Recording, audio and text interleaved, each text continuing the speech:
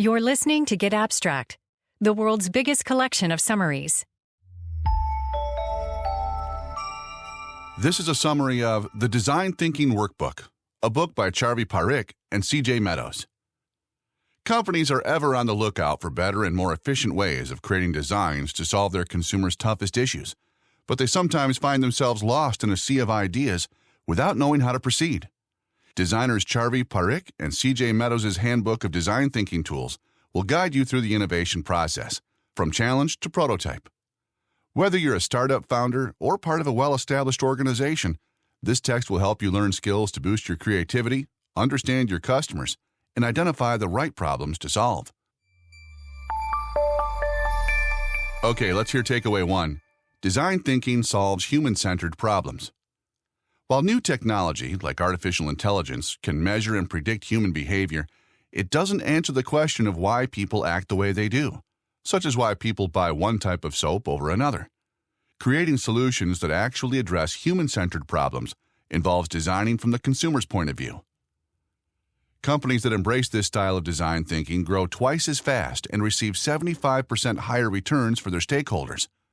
Focusing on customer insights, such as people buy soap based on how refreshing it sounds, rather than market trends, such as people buy a lot of colorful soap, leads to 3 times the operating income and twice the amount of return on assets. Design thinking is a lengthy process that works particularly well in solving complex, unclear people problems. For example, if you work at a hospital and notice that patients almost never return for their follow-up appointments, design thinking can help you determine why and how you could innovate a solution to get people to come back. Many people have come up with different approaches to design thinking, such as the process that involves breaking down behavioral patterns to form insights, and the IBM method that oscillates from customer observation to reflection to creation and back again. However, these approaches are most useful to experts who already know what they want and what to look for. As a beginner, it's better to start with the basics. Time for the second takeaway. Hone your empathy, observation, listening, and critical thinking skills. Before you start designing a new product or service that you think will help your customers, step back and take a look at how you perceive the world. Examine how you think about your customers, what aspects of their behaviors you focus on, and how you process the insights they give you. The way you feel, watch, listen, and analyze all play a major role in how you design. For instance, some designers burn out quickly because they spend all their energy trying to meet their customers' emotional needs and fail to consider their own. A proper use of empathy should allow you to tap into the customer's thoughts and points of view without becoming consumed by them. Designers who can objectively empathize create value that benefits everyone. The opposite is true for observation. You need to go all in. Many designers hold focus groups to observe how people interact with their products. But this setup won't reflect real-life usage. You must go out into the field and watch how people use the product.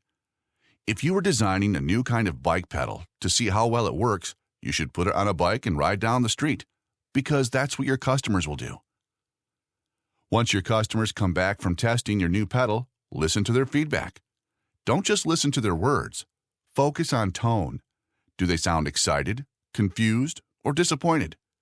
Use active listening techniques, such as repeated responses or silence, to coax more information out of the customer. Think about what makes you feel heard and use that. Take all the newly gained insights and start breaking the information down into facts, patterns, and usable data. Critical thinking takes information and turns it into logical conclusions. First, ask a lot of what-if questions that will put your product into different contexts, such as, what if customers want to use your pedal for mountain biking? Then, taking the data from your observations and tests, start connecting the dots and make objective judgments about what you see. For example, people said the pedal kept falling off, therefore it needs better screws. All right, let's move on to the third takeaway. Get your creativity flowing. A lot of design work involves using exercises to get your creative juices going. While as a child, your imagination did most of the heavy lifting, as an adult, getting creative involves opening your mind and being curious. One easy tool for boosting creativity is story wording. Originating from improv, story wording involves co-creating a story. One person starts the narrative, the next person adds a word, and so forth. Each individual builds off the other's ideas, adding twists with every new word said. It's an effective and often humorous icebreaker. People get to know one another and glimpse how each participant thinks. Another tool you can use is the diverge-converge method. In this exercise, your goal is quantity over quality of ideas. Begin by writing down every possible idea in response to a challenge your team faces. The wilder, the better. Remember not to judge at this point. Just keep writing. Once you have at least 50 ideas, take the same amount of time it took to come up with them and narrow them down until you have one to pursue.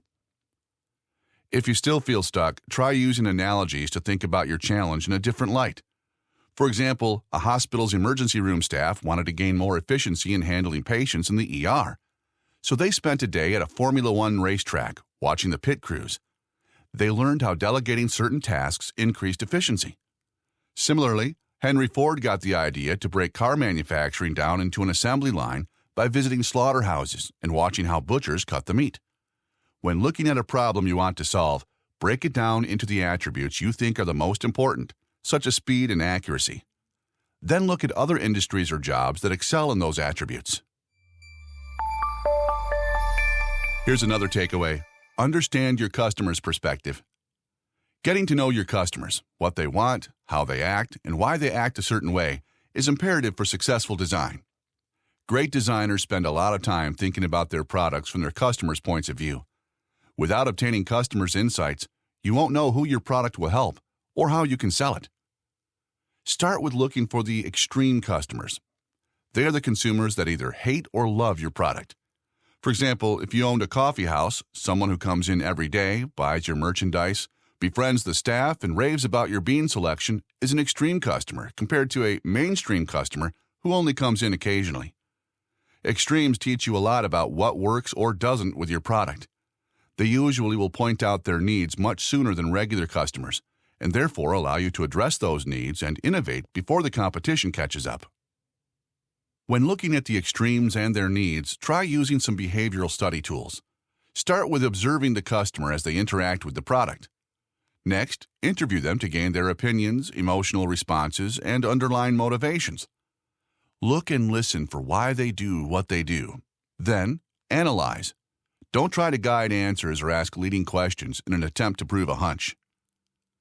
Try a structured interview method. Prepare a set of questions to ask beforehand. Collect the same information from each interviewed customer, such as demographics, opinions, and knowledge of the product. This way, you can identify patterns with greater ease. You may also find, however, that unstructured interviews yield those magical insights that your prepared questions could have overlooked.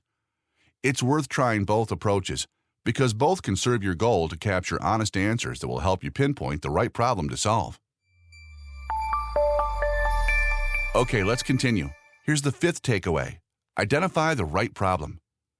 If you spend months designing, building, and creating a new type of smartphone holder to help people keep their credit cards, ID, and phone all together, only to realize that no one wants to buy it because people would rather use the Apple Wallet app, then you've missed the real problem.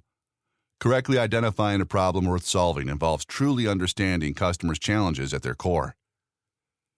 One tool you can start with is the 5 whys. This method helps find the root cause of an issue. Start with asking, why does this problem exist? For each answer, form another why question until you've done it 5 times. For example, if someone injured themselves on an assembly line, the answer to the first why might be because the person got his or her hand stuck in the machine. Why did the person get his or her hand stuck? The employee didn't pay attention to where he or she put the hand down. Why didn't the person pay attention? The employee had been working for 10 hours straight and felt tired. Why was the person working for that long? The company is short-staffed. Why? The company cut costs by firing essential workers to provide bigger bonuses to executives. Now you've gotten to the root of the problem and can work to fix it. Another way to use the why question is with a challenge map. If you feel uncertain about the problem, try asking why you want to solve it in the first place. Say a company wanted to outdo their competitors by copying their striped bar of soap. Yet, after making a replica, no one wanted to buy it. The design team didn't discover why until they looked into the reasons people preferred one type of soap to another. The challenge was not how to sell the same soap better, but what characteristics of bathing, such as feeling fresh like the ocean, make people want to buy soap. Upon redefining the issue and making a sea-themed soap with stripes, the team sold millions. If you still feel stumped, look to your own perspective on the problem. If you don't test your product or service out yourself, you end up relying on the opinions of others to guide your decisions. You need to experience the problem firsthand to make sure you solve the right one.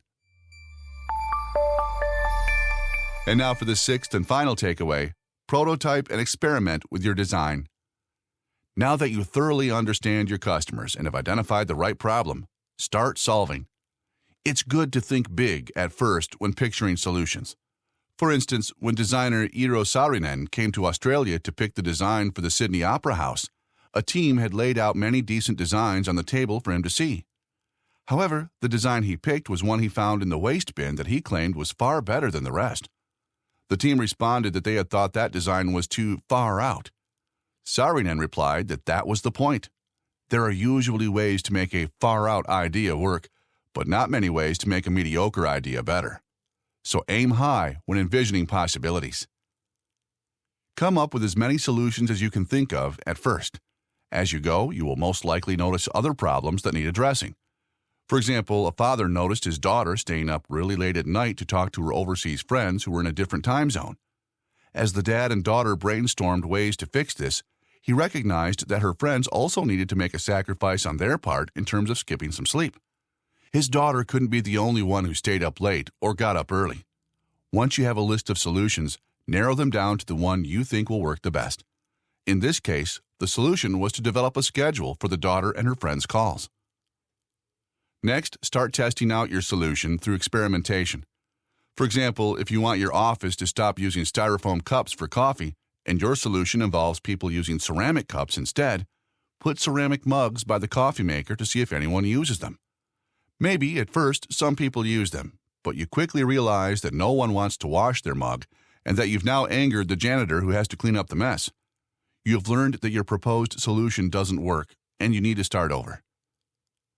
Designing takes a lot of tries to get right, so don't feel discouraged if your first solution doesn't work. Keep circling back through the process until you get it right. That was a summary of the Design Thinking Workbook, a book by Charvi Parikh and C.J. Meadows. Here's a recap of the 6 takeaways. Takeaway 1. Design thinking solves human-centered problems. Takeaway 2. Hone your empathy, observation, listening, and critical thinking skills. The third takeaway. Get your creativity flowing. Takeaway 4. Understand your customer's perspective. Takeaway 5. Identify the right problem. And finally, takeaway 6. Prototype and experiment with your design. You've been listening to a summary by Get Abstract.